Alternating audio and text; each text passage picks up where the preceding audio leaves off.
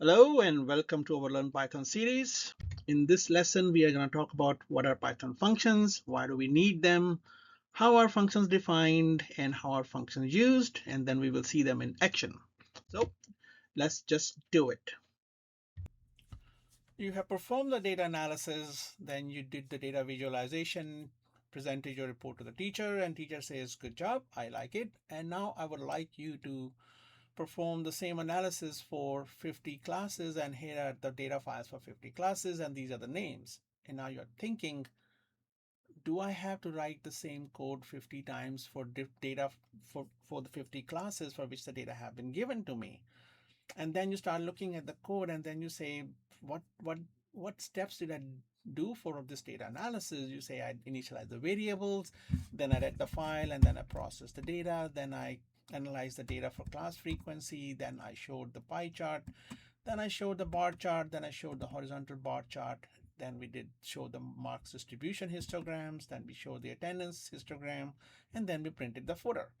So if you think about it, this is now sounding more like some kind of a recipe which you prepared to do something, and now you have to use the same recipe, but now for 50 classes. So it's the same steps you're performing, but the only thing that is going to change is your data file and the class name. So it's kind of a recipe where the same recipe, same steps, but the ingredients have changed. And now you're saying that, how can Python help me with so that I don't have to do this again and again? In Python, this is called functions. Like recipes have names, functions have names. So you will give it a name, and let's give the name to our function. We say is execute class data analysis, and that is how we're gonna. And that is the name we're gonna use. And let's say for now we'll just simply put a comment says do something. And that is a very basic function that we have written in Python, where the function has a name and then it has parentheses.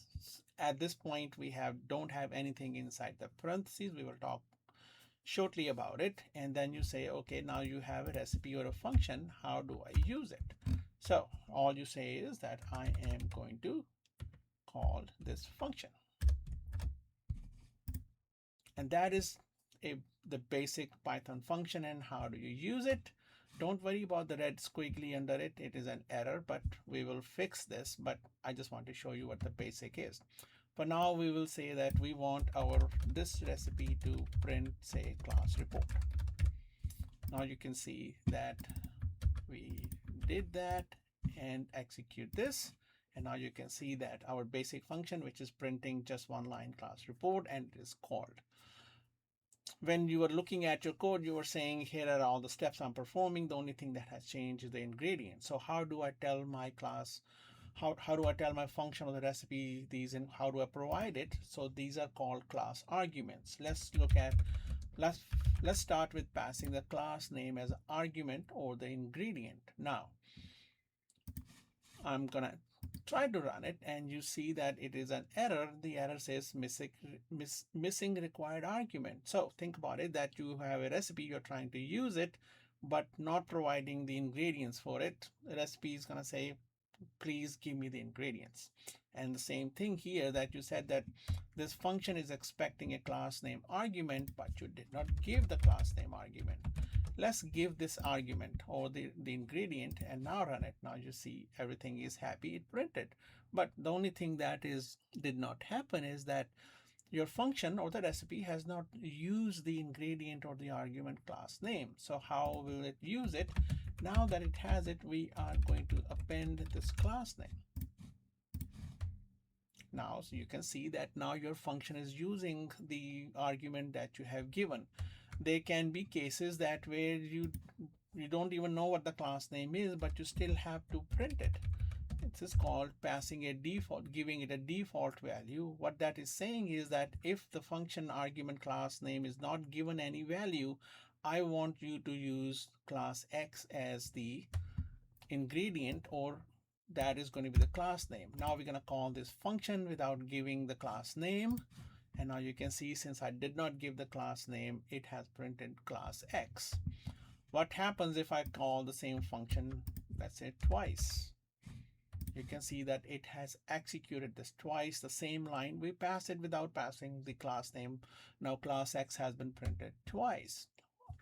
When you were looking at your data analysis, the other ingredient that you said was the data file is different for 50 classes. That means we need another class argument or the ingredient called data file. And now we have a second argument called data file. Now we have to provide that one also. So let's pass that and say this is, we are giving it the path for our class A data file. And let's see. All right, now you can see that the first call is happy because we gave it the data file, but the second one is not happy because we did not give it the class file. So what does that mean? That means we have to give it our class B data file also. Otherwise, this will say that I'm missing ingredient, please give it to me. And now I'm passing for class B also. Now you can see this works. Let's pass our, now let's make a slight change.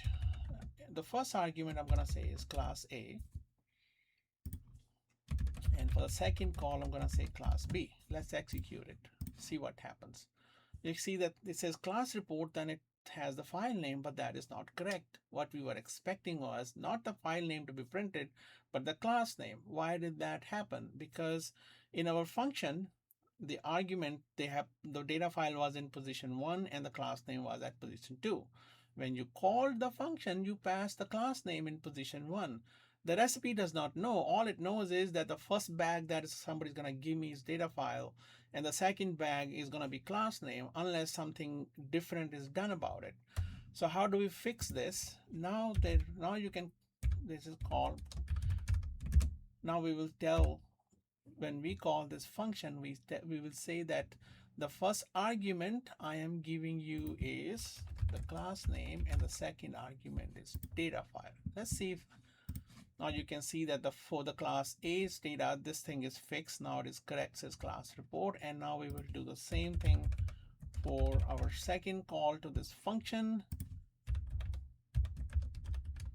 So now everything is all happy. And now you can see that there are two ways to pass the arguments. If you don't specify them by name, that means you're going to have to make sure that these arguments are passed by correct positions. So this is the basic, how the basic functions look like in Python and how do you use them.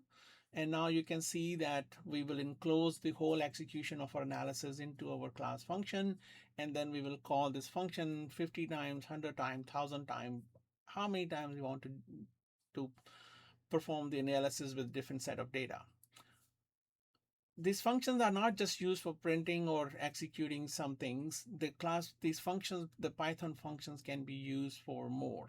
In the next chapter, we will see how Python functions are used for more functionality. Thanks for learning with us. Do subscribe and like our channel. For more information, do visit our website. Till next lesson, take care and goodbye.